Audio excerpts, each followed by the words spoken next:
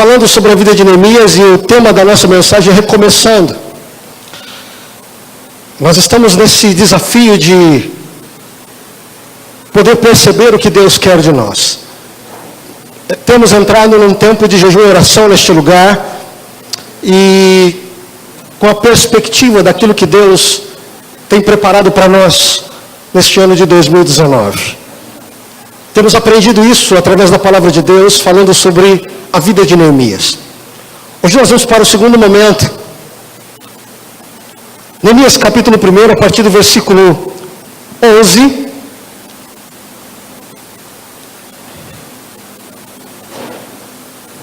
Amém? Diz assim a palavra de Deus: Senhor, que os teus ouvidos estejam atentos à oração deste teu servo e à oração dos teus servos que tem prazer em temer o teu nome. Faze com que hoje este teu servo seja bem sucedido, concedendo-lhe a benevolência deste homem. Nessa época eu era copeiro do rei. Começando agora o capítulo 2. No mês de Nisan, no 20º ano do rei Artaxerxes, na hora de servir-lhe o vinho, levei-o ao rei.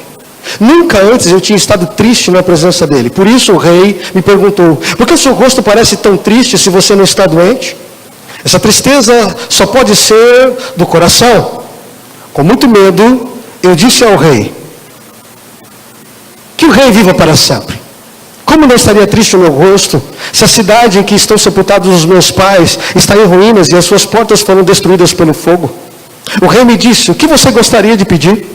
Então eu orei ao Deus dos céus e respondi ao rei: se for do agrado do rei, e se o seu servo puder contar com a sua benevolência, que ele me deixe ir à cidade onde meus pais estão enterrados em Judá, para que eu possa reconstruí-la. Então o rei, estando presente a rainha, sentada ao seu lado, perguntou-me: quanto tempo levará a viagem? Quando você voltará? Marquei um prazo com o rei e ele concordou que eu fosse. A seguir acrescentei: se for do agrado do rei, eu poderia levar cartas do rei aos governadores do Trans-Eufrates para que me deixem passar até chegar a Judá. E também uma carta para Asaf, guarda da floresta do rei, para que ele me forneça madeira para as portas da cidadela, que fica junto ao templo, para os muros da cidade, para a residência que irei ocupar. Visto que a bondosa mão de Deus estava sobre mim, o rei atendeu aos meus pedidos. Com isso, fui aos governantes do Trans-Eufrates e lhes entreguei as cartas do rei. Acompanhou-me uma escolta de oficiais do exército e de cavaleiros que o rei enviou comigo. Ore comigo por um instante. Pai, obrigado pelo privilégio e ao mesmo tempo a responsabilidade do partilhar da tua palavra. Eu oro para que cada coração aqui esta noite esteja completamente livre para aquilo que o Senhor quer falar, para aquilo que precisamos ouvir. É mais do que aquilo que nós desejamos. Que a tua palavra venha de encontro, ó Deus, aquilo que o Senhor tem percebido em nossa vida. Queremos estar completamente livres para que a tua voz flua em nosso favor. É o que nós te pedimos aqui esta noite, no nome santo de Jesus. Você pode dizer amém? Amém. Estamos falando de Neemias, um homem que, num período em que começa a experimentar um certo livramento de um período de escravidão. Parte do povo de Deus começa a voltar para a sua terra, e aqui é o momento em que o templo já foi construído, porém os muros não. E a Neemias, esse camarada copeiro do rei este que está soberano sobre o povo de Deus, ele não é judeu, e porém está subjugando o povo de Deus, mas é um rei que de certa forma tem uma certa bondade, porque ele não está estabelecendo nenhuma opressão sobre o povo judeu. Muito pelo contrário, está permitindo que o povo volte para a sua terra. E é esse o momento em que Neemias recebe uma notícia de que os muros da cidade estão em ruínas. E é aqui que ele também começa a ter uma espécie de incômodo. E é por conta desse incômodo que ele começa a reagir na presença de Deus e, por consequência, na presença do rei. Por conta das notícias, Neemias ele prioriza a vontade de Deus em sua vida. O que me chama a atenção quando a gente vai lendo essa passagem de Neemias, ou os vários momentos de Neemias, é que aqui não existe sequer uma visão espiritual para Neemias, não é um anjo falando nada para ele, não é um sinal sobrenatural, não é sequer um sonho da parte de Deus para ele começar a se incomodar com o desafio da construção dos muros. E fiquei me perguntando o que leva Neemias a se inquietar pela situação.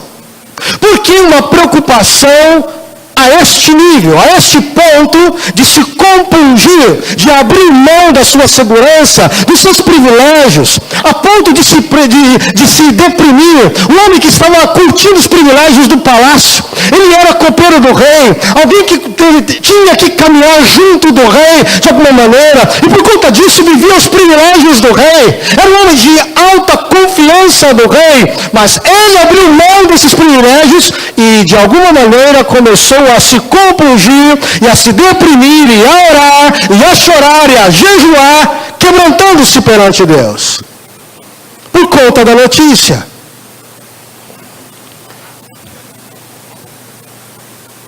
Ele fala que a terra dos meus pais e dos meus pais foram sepultados. Isso fala de identidade. A identidade dada por Deus a seu povo através da sua terra. O que estava em jogo aqui para Neemias era a sua história. Era poder dizer que pertencia a um lugar. Ele era parte de uma nação, de um povo, de uma cultura. Ora, isso fazia parte de Neemias. Há um programa de TV em que há um quadro onde o apresentador ele tenta montar, trazendo isso para nós. Ele sempre chama um artista, alguém conhecido da mídia, e convidando esses artistas, ele tenta recuperar a construção da casa onde essa pessoa morou durante a sua infância. E é interessante quando você olha esse quadro, porque é quase que inevitável quando as pessoas convidadas, elas se encontram com esse espaço montado que é muito próximo, muito semelhante à sua casa, e o impacto que elas têm é interessante. No mínimo, há um choque sobre elas. Elas começam a chorar, há uma espécie de saudosismo que toma conta delas. Eu fiquei me perguntando por quê? A gente precisa entender que a nossa vida é cheia de significados, de valores, de sentido sobre este mundo. Em especial, escute, no espaço em que fomos criados. Todos nós temos alguma lembrança da infância. E lembranças essas que fazem parte de um lugar que nos marcou. Mais do que isso, nos afetou. Tornou-se parte de nós. Parte de quem somos hoje. Hoje somos o resultado de um lugar onde fomos criados. A nossa história, ela não pode ser desvinculada de um lugar onde nós somos criados. Eu tenho certeza que todos nós aqui temos uma visão de trás, de algum momento na infância, de um lugar que nos marcou a vida. Então deixa eu te dizer, não é preciso revelação, não é preciso sinais, não é preciso visão e nem anjo para que a gente, na verdade, queira reconhecer a importância que os lugares lá atrás tiveram sobre a nossa vida. Lugares que nos formaram, que nos abençoaram, inclusive a igreja.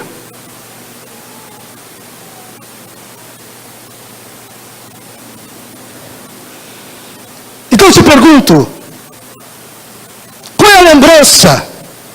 Quem você é hoje? Quando você olha lá para trás, qual foi o papel da igreja sobre a tua vida? Qual é a marca que a igreja estabeleceu sobre você?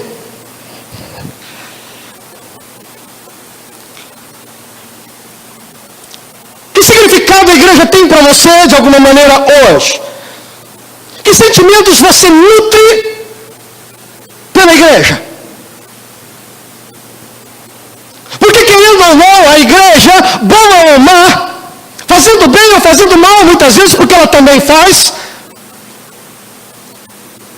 hoje eu e você somos fruto dela.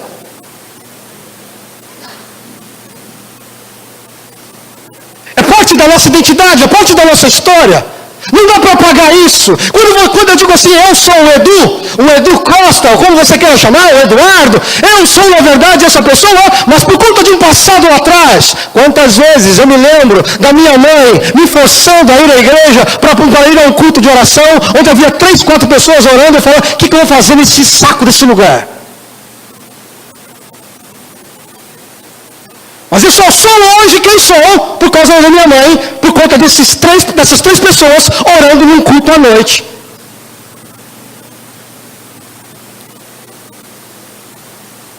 Eu só sou o Eduardo porque essa história me marcou. Eu sou parte daquilo que aconteceu lá atrás. Está aqui ainda? É. Segunda coisa interessante, antes de entrarmos nos versículos em si. Neemias se comprometeu no momento mais delicado, mais crítico da situação da cidade. Ele se comprometeu quando as pessoas estavam abandonando, criticando, desacreditando, duvidando, desdenhando.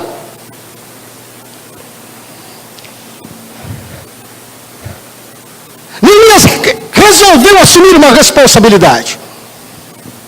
No momento em que todo mundo estava dizendo o seguinte, olha, nem sei o que está acontecendo. Neemias fala assim, pera lá. Não é assim que as coisas devem funcionar. Na maioria das vezes, parece que nós concordamos com a ideia equivocada de que a igreja é um lugar para nós frequentarmos. Escuta o que eu vou te dizer, mas não.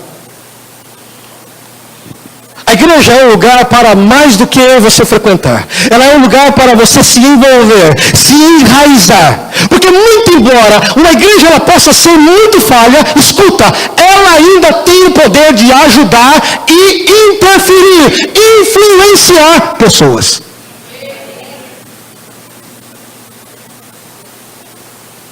Rapidamente, contando uma história. Eu me lembro da vez que quando eu saí da igreja, onde eu praticamente cresci com a minha mãe, eu fui para uma outra igreja, uma igreja que me encantou os olhos e que me abriu um leque de muitas coisas. Eu sabia que Deus estava me chamando para aquele lugar, mas a maneira de como eu saí, Deus, na verdade, me tratou muito profundamente. Saindo daquele lugar, eu desprezei muito o meu pastor, chamado Edson. E eu me lembro que naquela época, achando que eu estava sendo o rei da cocada preta, uma certa vez, o pastor ministrando, o Senhor falou comigo, volta lá atrás. E limpa o prato que você cuspiu. Porque se você é o que você é hoje, se as pessoas do seu entorno dizem que você pode ser bênção no meu reino, é porque aquelas pessoas lá atrás formaram você.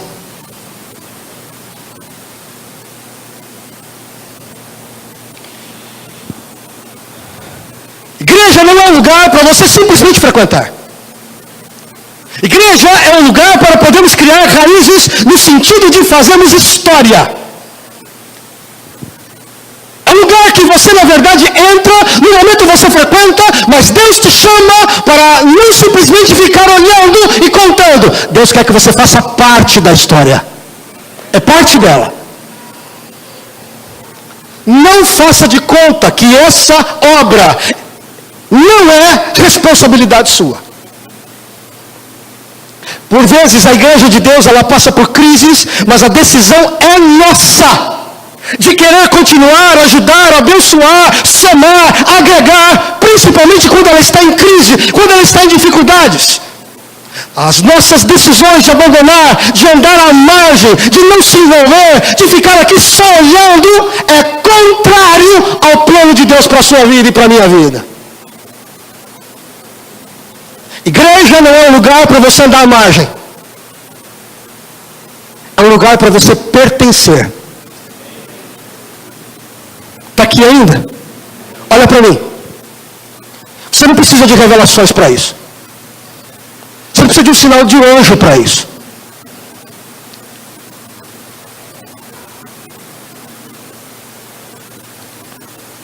Neemias não precisou de revelação para saber que os muros estavam caídos. E alguém precisava fazer alguma coisa.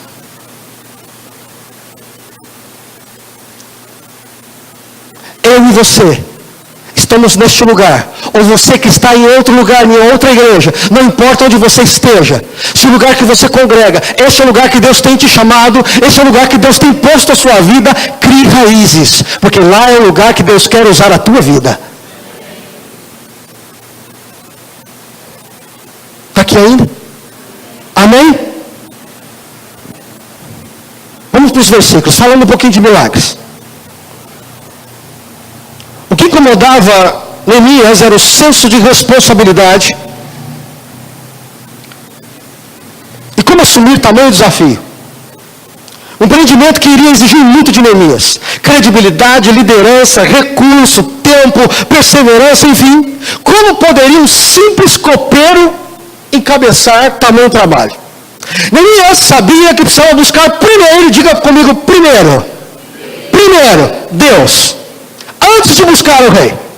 A primeira coisa interessante é a maneira como Neemias termina a sua oração. Olha só como ele diz aqui no versículo 11 do capítulo 1.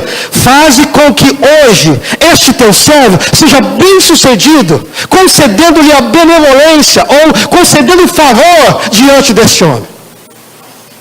Neemias sabia que Deus era poderoso para fazer milagres. Ele sabia disso. Mas nem por isso, escute, ele pediu que Deus resolvesse o seu problema com o milagre. Neemias não pede por milagres extraordinários aqui. Neemias começa buscando o favor do Deus Todo-Poderoso. Neemias sabia que Deus era poderoso para fazer milagres. Sim, sabia. Mas nem por isso ele descansou em Deus nesse sentido. Veja, quando nós olhamos para as nossas realidades, da qual sabemos que precisamos muito de iniciativa, de mudança, de ação, naturalmente que por vezes nós vamos ver e ter muito trabalho, muita dificuldade. Vamos perceber que vamos precisar de muitos recursos. E vamos perceber, talvez, olha, isso aqui é grande demais para mim. Será que eu vou dar conta? E é impressionante como o primeiro tipo de oração que nós fazemos a Deus, o nosso clamor geralmente: Senhor, faz um milagre em minha vida ou em meu favor. Pergunta que eu faço: você já moveu a mão? Você já mexeu naquilo que precisa mexer?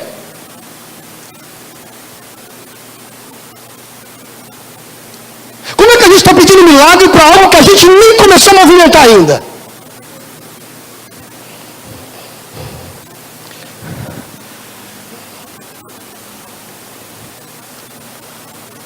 Precisamos aprender que não haverá milagres. Escute o que eu vou te dizer. Não haverá milagre naquilo que diz respeito ao que precisamos tomar iniciativa. Não haverá milagres naquilo que podemos mover e decidir.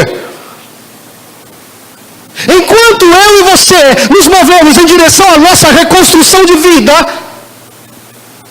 havendo necessidade de milagres, Deus vai se manifestar de maneira sobrenatural. Eu creio nisso. Mas não antes de você começar a fazer a sua parte. Eu estou falando de reconstrução aqui esta noite. Estamos iniciando o ano de 2019. Um belo momento para falarmos de recomeço, de reinício, de reconstrução, de construir de novo, de recomeçar. Oh, tempo bom.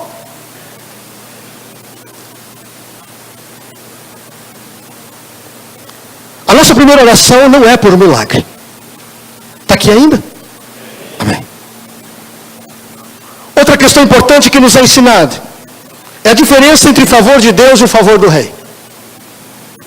O que deve nos chamar a atenção aqui é que Neemias ele pede a Deus para que o rei seja favorável a ele. Neemias sabia que sem a autorização do rei não haveria a possibilidade de nada acontecer. Como um simples copeiro assumir tamanha responsabilidade sem o consentimento do rei?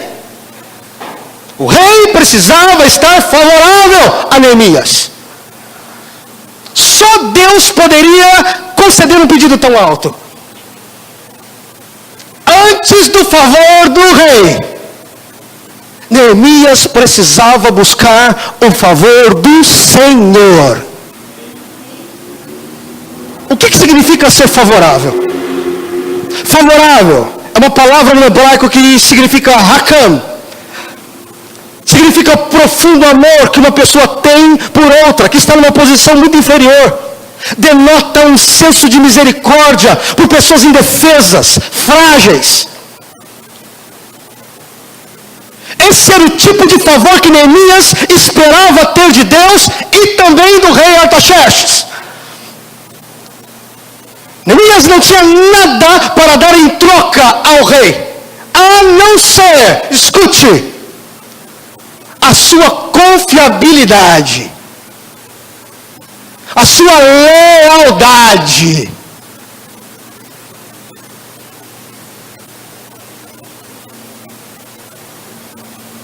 Provérbios capítulo 14, versículo 35, escuta.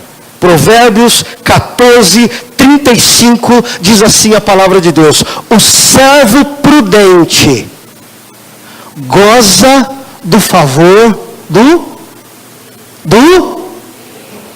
Quem que goza do favor do rei? O servo prudente, sábio.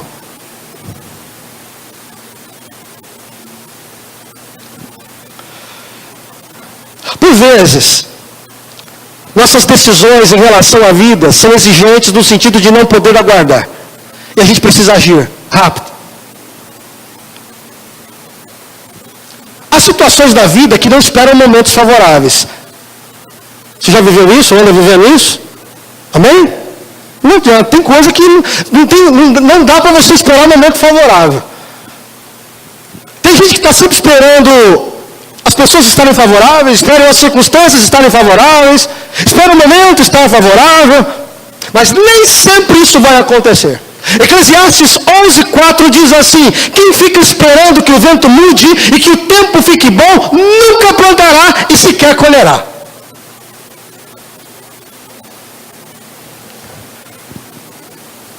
Então escute, quando nos encontramos assim, com decisões para tomar e tudo ao nosso redor contrário, precisaremos fazer como Neemias. O quê? Contar com o favor de Deus.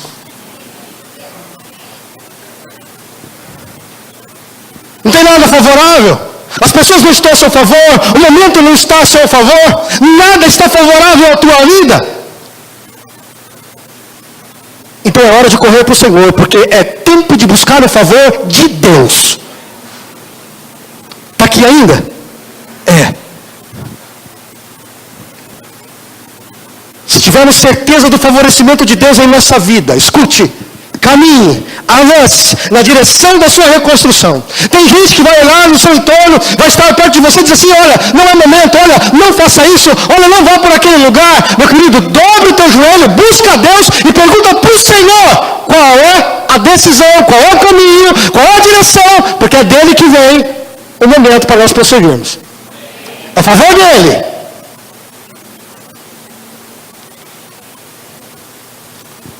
Nos versículos de 1 a 3,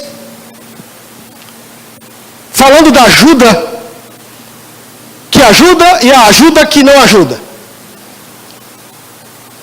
O rei pergunta assim: rainha, por que o seu rosto parece triste se você... O rei, na verdade, por que o seu rosto parece triste se você não está doente?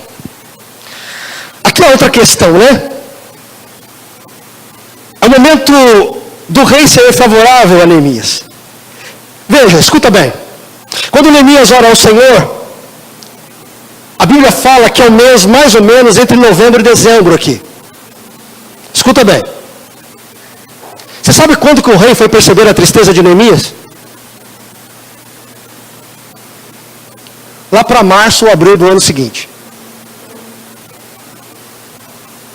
Algo em torno de 4 meses.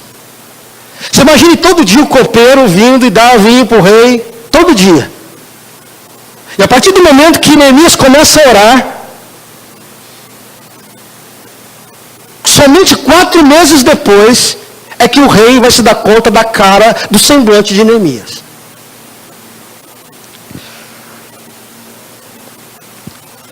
O que me chama a atenção aqui?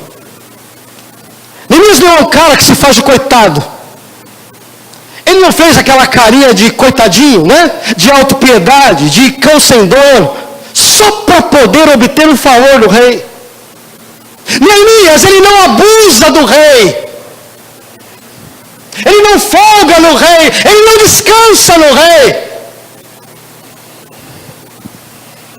Aliás, ele parece cumprir muito bem Provérbios 29 e 26, que diz o seguinte: você quer ajuda? Não vá pedir favores às autoridades. Provérbios 29, 26.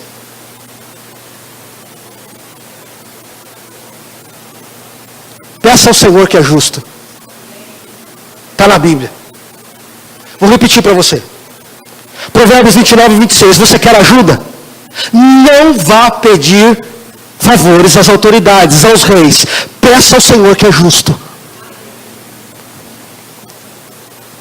4 meses. Até que o rei olhasse para Neemias. E aí então, o rei percebe a tristeza no rosto de Neemias. Tempo de Deus. A ajuda que Neemias pediu, escute. A partir do momento que ele orou, não veio na mesma hora. 4 meses depois, é a resposta que Deus começa a ser favorável a Neemias através do rei. Você está aqui ainda? Quem é que não precisa de ajuda quando está numa fase de reconstrução? Todos nós, quando estamos numa fase de reconstrução na vida, precisamos de ajuda. Você pode dizer amém para isso? É fato? É. Mas escuta o que eu vou te dizer. O que a gente aprende com isso? Que até a ajuda, ela precisa ser providenciada por Deus. Mas infelizmente não é assim que ocorre. Nós vemos as coisas começarem a acontecer, queremos até um ok de Deus, Deus não se move, Deus não se manifesta. E a gente, porque não está vendo o ok de Deus, a gente estava buscando o Senhor, como fez Neemias, 4 meses buscando a Deus, e nada do favorecimento do rei, mas Neemias ficou lá, leal ao Senhor. Por vezes nós cometemos o erro de fazer ao contrário. Nos precipitamos, tomamos a iniciativa, porque a gente buscou a Deus 1 dia, 2 dias, 1 semana, 2 semanas, 3, e já estamos cansados de ter que esperar. Então a gente se precipita e toma a frente. E a gente começa a tirar para tudo quanto é lado. Pelo amor de Deus, será que você pode me ajudar? Eu vou pedir ajuda para ele, para cá, para lá, para não sei aonde. Será que ajuda mesmo? Está no tempo de Deus a ajuda que você está pedindo?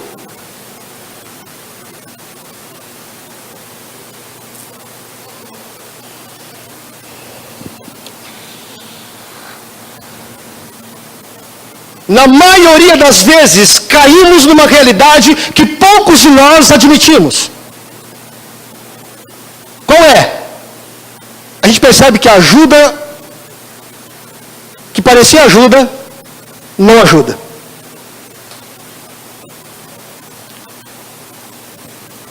Três coisas ocorrem por conta disso. Quando não é uma ajuda providencial, divina, escute. Significa que a gente vai se tornar pesado para as pessoas. Segunda coisa que pode ocorrer quando a gente pede ajuda fora do tempo de Deus é que a gente pode acabar sendo humilhado. As portas se fecham em nossa cara. E a pior coisa que pode acontecer conosco é acharmos que a culpa é de Deus, porque as pessoas não estão ajudando.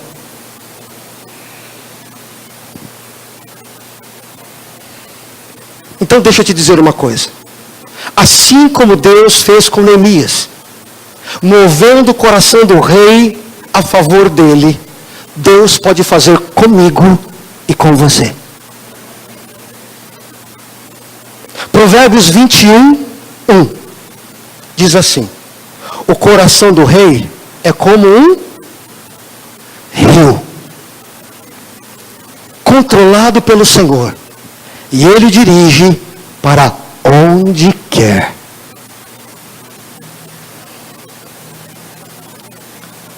Repito, até a ajuda de Deus, ou melhor, das pessoas, precisa ser completamente direcionadas por Deus.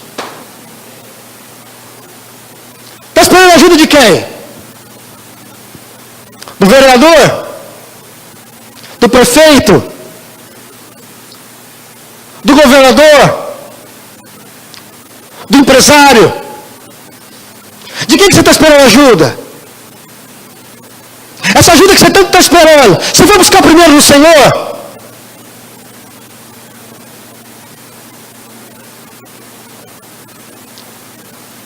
Está esperando nele?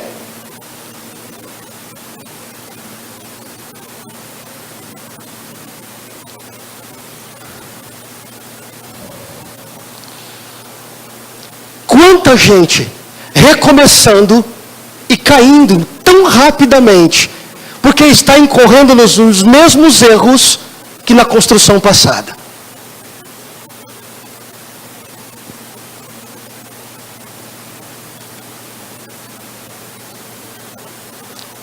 Você que anda cheio de expectativa com o vereador, o prefeito, o empresário A, B ou C, sei lá quem, escuta o que eu vou te dizer.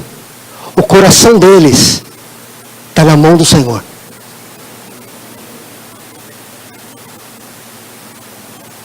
Só vai se dobrar a teu favor no tempo de Deus. Porque se for antes, teremos problemas. Você está em reconstrução? Está reiniciando algumas áreas da tua vida? A igreja está recomeçando? O nosso primeiro grande passo, como temos aprendido nesse lugar, por nesses primeiros dias deste ano: busque ao Senhor, dependa dele completamente.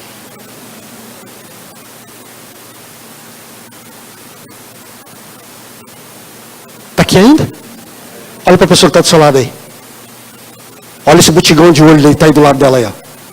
Olha para ele, olha para ela aí, fala assim para ela assim, ó: a gente não pode depender do rei. Pode dizer para ele: pode depender do rei não. Amém? Amém? É. O versículo 4 a gente fala do favor como semeadura. O rei me disse: o que você gostaria de pedir? Que palavra para Neemias, né? O rei mostrou-se favorável a Neemias lhe fazendo essa pergunta: o que você gostaria de me pedir? Eu entendo que um dos fatores pelo qual Neemias pode obter favor do rei não é só porque estava em posição inferior.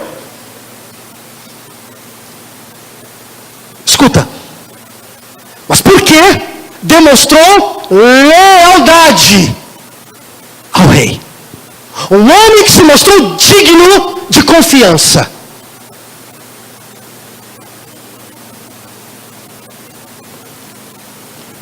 Ele segue Provérbios 14:35. Uma verdade que diz o seguinte: Provérbios 14:35, que diz o seguinte: um servo prudente goza do favor do rei. Olha para mim. Põe os teus olhos em mim. Não é bajulação. Não é, na verdade, ficar puxando sardinha para o lado desse ou daquele. A Bíblia diz que a pessoa prudente, sábia, sabendo o seu lugar, agindo com sabedoria, com prudência, com cuidado, a Bíblia nos ensina que esse é capaz de experimentar o favor do rei.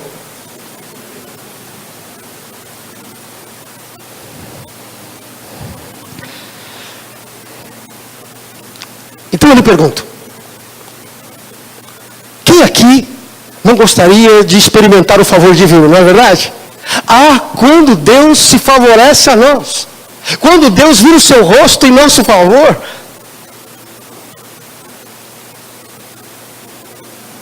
Mas a Bíblia diz que existem algumas condições para isso acontecer. E uma delas, escute,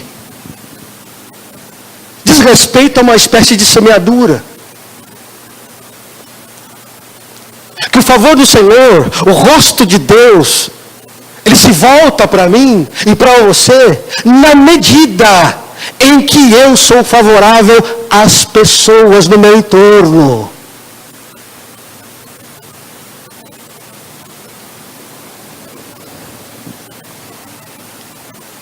Quanto que você tem demonstrado de ser favorável às pessoas?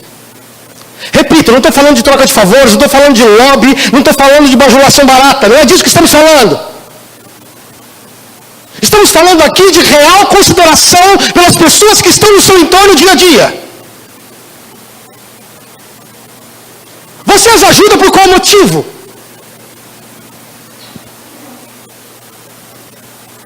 Que tipo de sentimento você tem pelo seu patrão, por exemplo? E por com seus pais?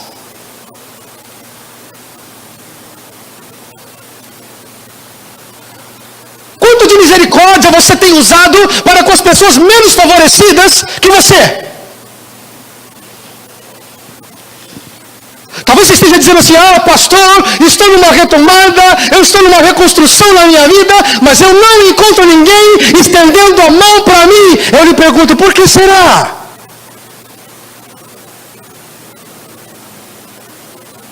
Quanto você semeou?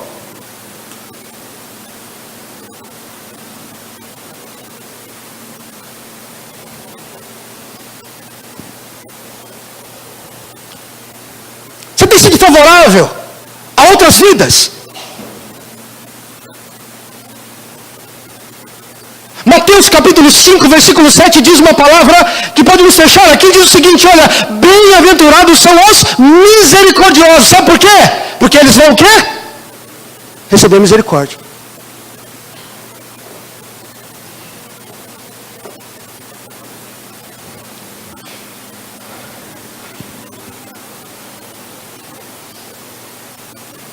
Não se incomode. Talvez você esteja dizendo aqui, pastor, meu caso é o contrário. Eu tenho ajudado tanta gente no meu entorno. E parece que Deus ainda não foi favorável a mim. Então Deus te trouxe aqui para que você receba esta palavra. Aguarde. Porque o rei está chegando para se tornar favorável a você. É uma questão de tempo.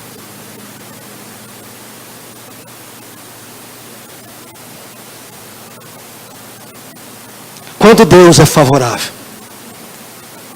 Versículo 8 diz, visto que a bondosa mão de Deus estava sobre mim, o rei atendeu aos meus pedidos. 4 meses depois de espera e tristeza e jejum e choro e clamor. Olha como é que Neemias fala de Deus. A bondosa mão do Senhor esteve sobre mim.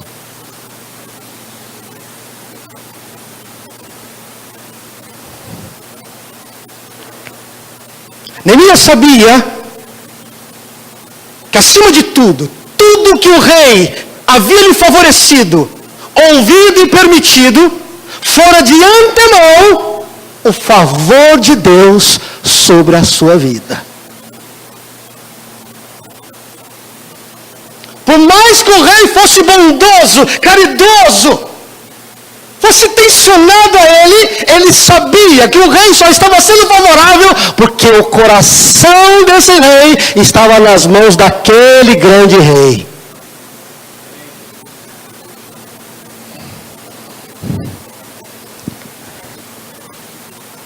A hora que Deus chegar para se tornar favorável a você, escute,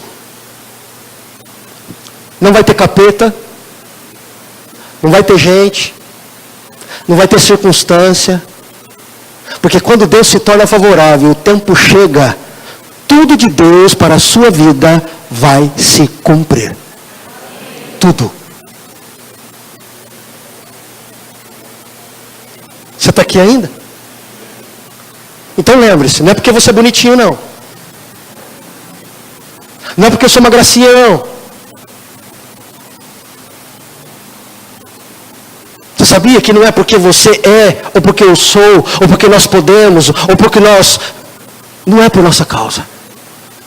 É puro favor divino. Amém? Eu quero terminar falando com você sobre a questão do favor do rei. Vivendo no favor do rei.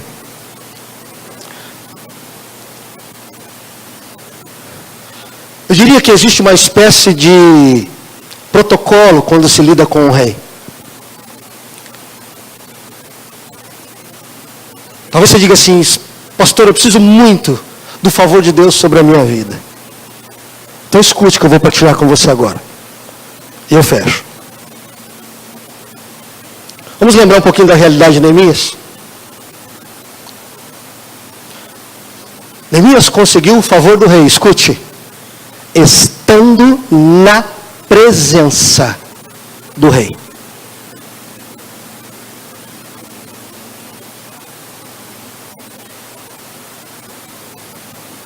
É na presença do rei que o rei se dirigiu a ele, lhe permitiu falar, o ouviu, ou seja, foi favorável a ele. Se acaso a alteza, a majestade de um rei, escute, não lhe levantasse a cabeça, não lhe dirigisse o olhar, não lhe desse qualquer sinal, não direcionasse o seu rosto na direção de Neemias, ele jamais teria o favor do rei. Isso nos faz entender por que os salmistas, personagens bíblicos também, sempre oravam pedindo o rosto de Deus a seu favor. Salmo 67:1 diz assim: seja Deus gracioso para conosco e nos abençoe e faça resplandecer sobre nós o rosto. Salmo 80, versículo 3 diz: restaura-nos, ó Deus, faze resplandecer o teu rosto e assim seremos salvos.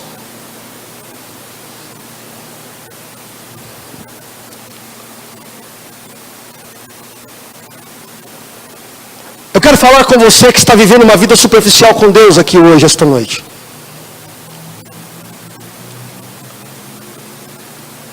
Lá fora, o mundo continua acreditando, ainda que acredite em Deus, em algum tipo de sorte, em acaso, em deuses.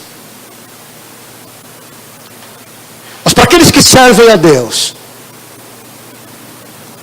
os filhos vivem do favor de Deus.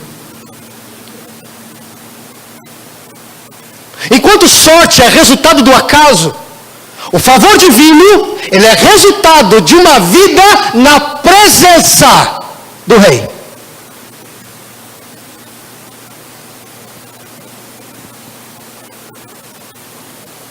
Portanto, eu e você aqui esta noite não podemos cometer o erro de acreditar numa espécie de presentes de Deus para mim. O favor de Deus, ele não está ligado a uma troca de favores. O favor de Deus, ele está ligado a uma vida completamente comprometida.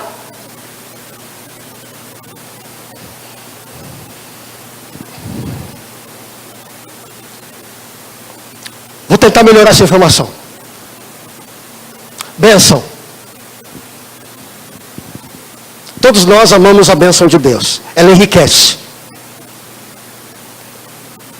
Mas a Bíblia fala que Deus, através da sua bênção, Ele pode dar tanto para crentes como para não crentes. É fruto da graça dEle. Deus, quando resolve abençoar, meu irmão, não tem quem interfira. Seja crente ou não crente. Amém até aqui? Segundo, é a questão do milagre.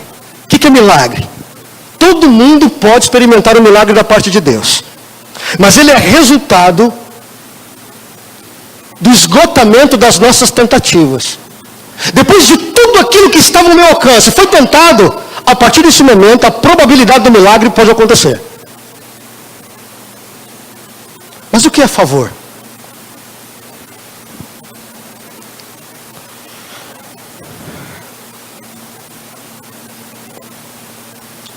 O favor de Deus é resultado daqueles que não têm dificuldade de entender, têm consciência de andar na presença de Deus em todo o tempo.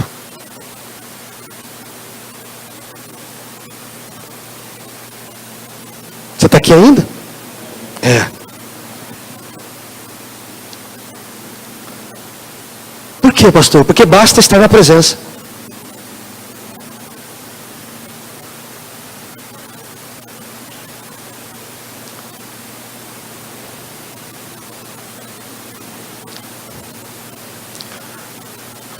Aquele que experimenta o favor de Deus, escute, ele sabe que está na presença de Deus todo o tempo. Ele tem consciência disso em todo o tempo. Ele está no trabalho, ele sabe que Deus está lá.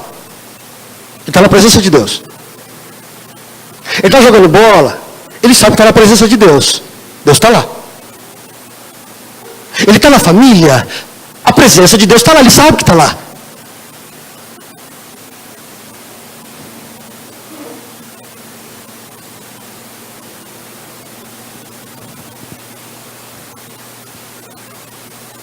Coisa maravilhosa, estar cercado pelo favor divino. Mas isso é resultado de estar na presença do Rei. Esse é o motivo, porque por vezes você pede a bênção e Deus responde. Mas por vezes você pede a bênção e não tem resposta.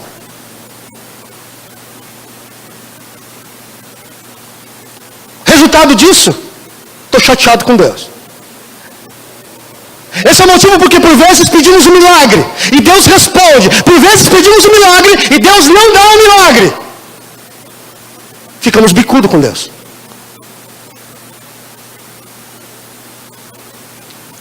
Favor divino não.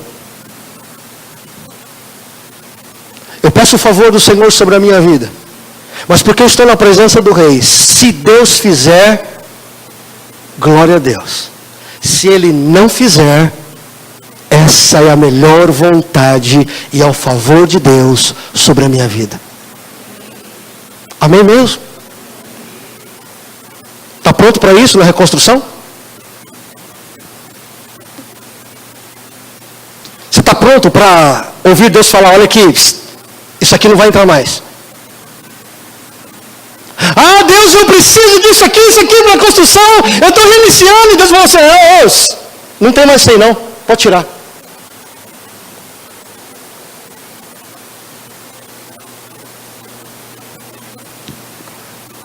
Provérbios 8:35 diz assim. A sabedoria aqui nós sabemos que é Cristo. E diz o seguinte. Porque o que me acha a vida e alcança o favor. Quem que a gente acha primeiro? É o favor? É o favor, irmãos? Quem que a gente acha primeiro? Sabedoria. Quem é a sabedoria? É Ele. Amém? Fique de pé em nome do Senhor Jesus.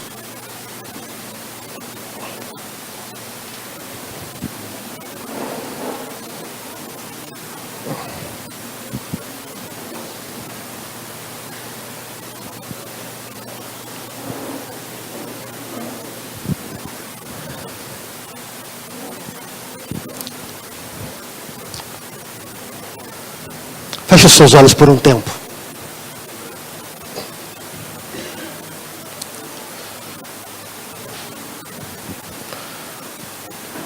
O Senhor não te trouxe aqui por acaso esta noite.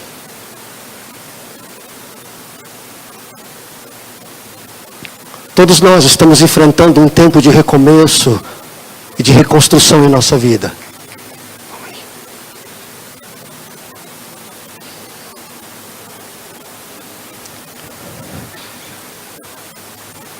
Mas o que nós precisamos aqui neste lugar, neste tempo,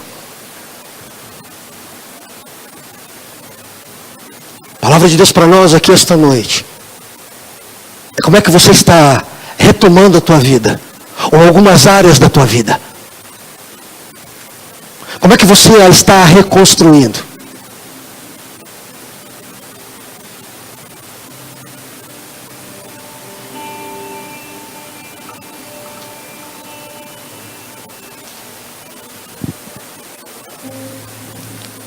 Há um tempo em nossa vida que nós iniciamos buscando sempre pela bênção de Deus e ela é generosa sobre nós. Principalmente quando nós conhecemos a Cristo. Os céus parecem que se abrem e as bênçãos são derramadas. Oh, coisa boa! Mas aí o tempo passa. E a gente tem a sensação de que parece que o céu se fecha. Mas não é não.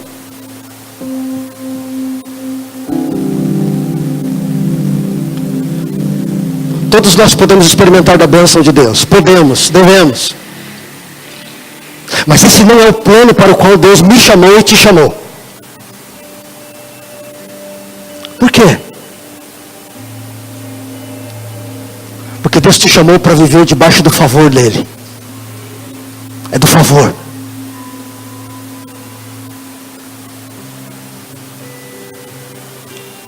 E o que isso significa? Precisamos aprender a viver na presença dEle. Você está aqui ainda? Não estou falando de mover, não. Estou falando daquelas sensações boas da presença de Deus. Não é disso que eu estou falando. Estou falando de contato diário. Estou falando de quarto.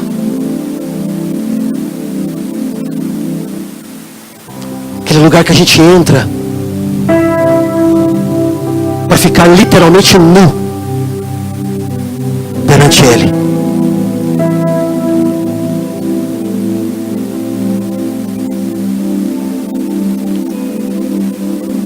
Você está pronto para ouvir a voz do Espírito Santo dizer para você: olha aqui, Edu, nós não vamos mais colocar isso aqui. Vamos ter que tirar aquilo ali.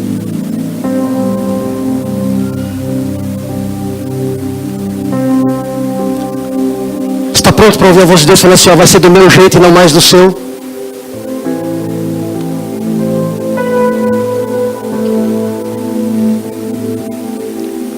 Eu queria que você falasse com Deus no teu lugar nesse momento.